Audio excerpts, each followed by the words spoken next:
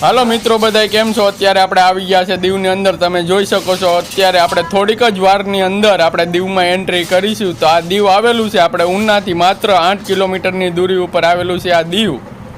તો જરૂરથી જો પહેલી વાર વિડીયો જોઈ રહ્યો હોય તો ચેનલને સબસ્ક્રાઈબ કરીને બેલ આઇકનનું બટન દબાવવાનું ના ભૂલતા. તમે જોઈ શકો છો સામે છે દીવની શરૂઆત થઈ જાય છે.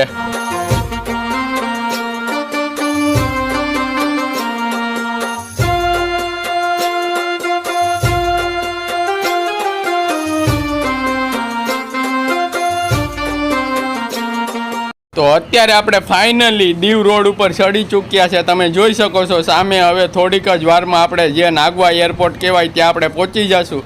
આપણે અત્યારે ફાઇનલી જવાના છે જે નાગવા બીચ કહેવાય ત્યાં. તો આપણે ના જઈને જોઈએ કે કેટલીક પબ્લિક છે ને સાથે ને દીવનું એરપોર્ટ પણ બતાવું સાથે. તમે જોઈ શકો છો આ સામે છે એ છે દીવનું એરપોર્ટ. તો જરૂરથી આપણા વિડીયોને લાઈક કરી દેજો. આ તમે જોઈ શકો છો કેટલી અહીંયા ટ્રાફિક છે, કારણ કે હવે થોડીક જ વારમાં અહીંયા પ્લેન આવવાની તૈયારીમાં છે ને ઘણા લોકો અહીંથી દીવથી મુંબઈ સુધી ટ્રાવેલ પણ કરે છે. જો તમારે દીવથી મુંબઈ જવું હોય તો માત્ર 3500 રૂપિયા ટિકિટ જ લેવામાં આવે છે. એ પણ તમે હેલિકોપ્ટરમાં દર રવિવારે દીવથી મુંબઈ સુધી જઈ શકો છો, એ પણ દરિયાની સફરથી.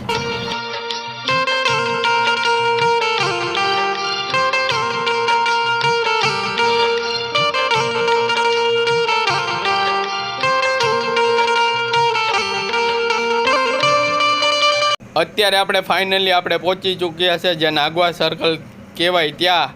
તો અહીંયા માત્ર તમારે પાર્કિંગના 30 થી 50 રૂપિયા દેવાના રહેશે. તમારી કાર તેમજ બાઇક અહીંયા સેફટીમાં પણ રહેશે. ને જો તમે દીવમાં પહેલી જ વાર આવતા હોય આપણે સરકારના હરેક નિયમને પાલન કરવું, કારણ કે અહીંયા હેલ્મેટ તેમજ જો તમારી પાસે લાયસન્સ નહીં હોય તો અહીંયા તમારી પાસે એક તમને પોચ આપવામાં આવશે. જો મિત્રો તમે જો દરિયાકાંઠે જાઓ ને અહીંયા કોઈ પણ જાતની દારૂની બોટલ જો નાખવામાં આવશે તો માત્ર તમારી પાસે 1500 રૂપિયાની પોચ આપીને દંડ વસૂલવામાં આવશે. તો આ નિયમનું પણ ધ્યાન રાખવું.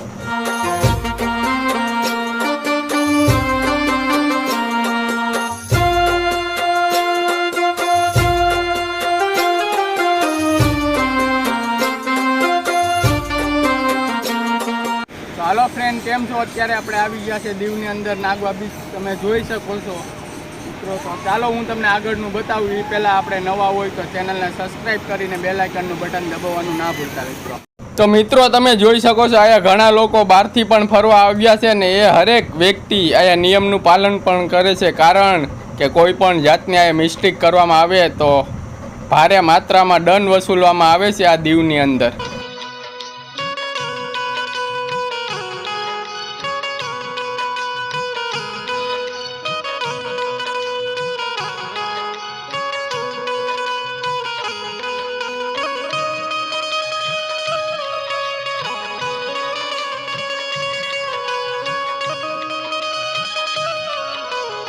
તો મિત્રો આપણે આજે ફાઇનલ રવિવારના દિવસે આવ્યા હતા ને અહીંયા ઘણી પબ્લિક દરિયાની અંદર નાહી રહી હતા.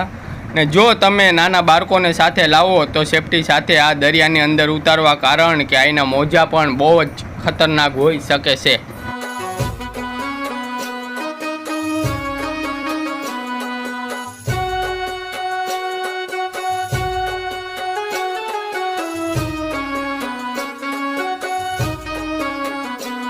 મિત્રો આ તમે સામે જોઈ શકો છો અહીંયા હરેક જાતના રેસ્ટોરન્ટ તેમજ હરેક જાતની અહીંયા હોટલ મળી જશે, એ પણ વ્યાજબી ભાવમાં.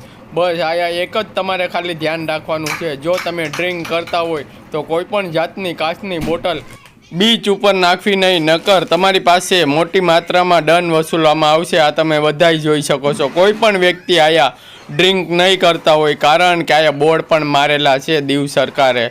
ને આ તમે જોઈ શકો છો આ હરેક જાતના સાધનો છે તે માત્ર તમને 300થી લઈ અને 900 રૂપિયા સુધી તમને આ મળી જશે. તમે આમાં ટ્રાવેલ કરી શકો છો 1 થી 1.5 કિલોમીટર સુધીનું. તો જરૂરથી જો તમે દીવ આવો અહીંયા આવી અને તમે લાઈફનું જરૂરથી એન્જોય ઉઠાવજો. આ તમે સામે બોટ જોઈ શકો છો મિત્ર. એ માત્ર તમારે એક જણાને 400 થી 500 રૂપિયા દેવાના રહી છે ને એ તમને 1 થી 2 કિલોમીટર સુધી દરિયાની અંદર લઈ જાય છે. ને તમને આમાં મજા આવે છે એ પણ તમને સેફટી સાથે દરિયાની અંદર ટ્રાવેલિંગ કરાવે છે. જો મિત્રો તમે દીવની અંદર આવવાનો પ્લાન કરી રહ્યા હોય તો દીવની અંદર ઘણા જોવાલાયક આયા જગ્યા આવી છે, જાણે કે ગંગેશ્વર છે, દીવ કિલ્લો છે, તેમજ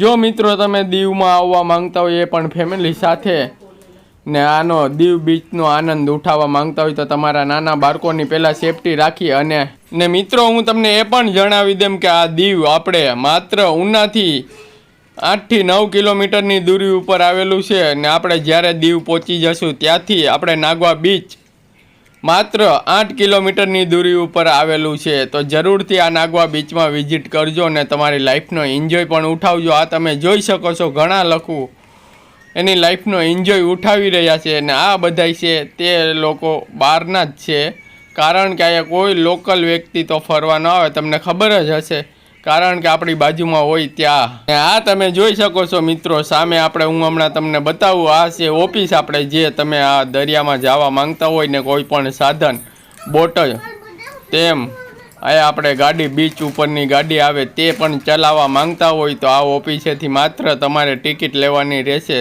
ત્યારબાદ તમે કોઈ પણ સાધનમાં ટ્રાવેલ કરી શકશો ને તમને એક સારામાં સારો જેકેટ પણ પહેરાવવામાં આવે છે.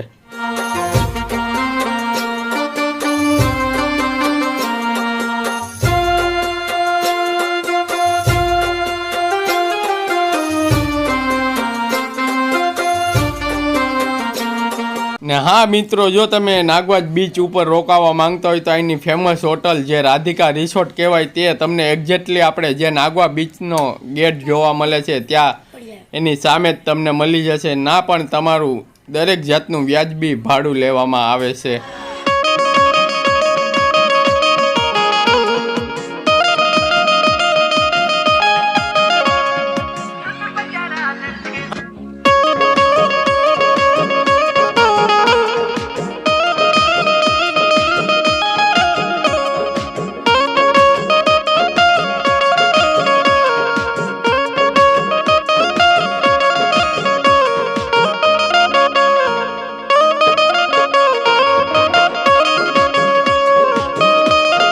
ને આ તમને સામે જોવા મળી જાય છે દરેક જાતના રેસ્ટોરન્ટ, વેજ તેમજ તમને અહીંયા નોનવેજ પણ ખાવા મળી જશે. ને જો તમે કોઈ પણ જાતનું અહીંયા ડ્રાય ફ્રૂટ પણ મળી જશે. તો ચાલો હું તમને હમણાં થોડીક જ વારમાં એની ફેમસ હોટલ રાધિકા રિસોર્ટ બતાવું, તો વિડીયોમાં લાસ્ટ સુધી બન્યા રહેજો. ને જો તમે પહેલી વાર જ આવ્યા હોય મારા વિડીયોમાં તો જરૂરથી ચેનલને સબસ્ક્રાઈબ કરી ને બેલ આઇકનનું બટન દબાવવાનું ના ભૂલતા. ને તમે કઈ ગામથી મારો વિડીયો જોઈ રહ્યા છો એ પણ કોમેન્ટ જરૂરથી કરજો મિત્રો.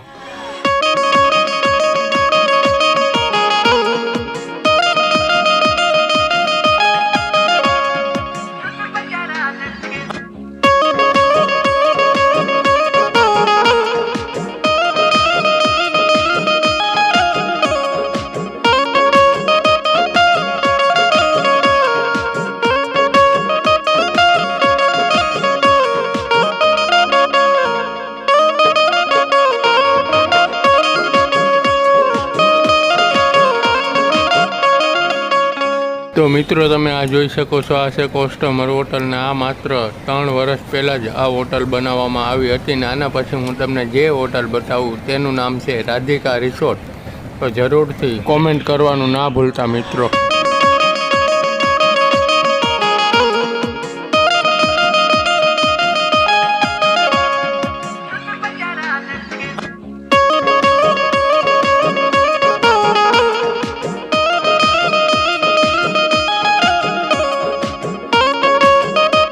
તો ચાલો મળીએ નેક્સ્ટ વિડીયોની સાથે, ત્યાં સુધી જય માતાજી.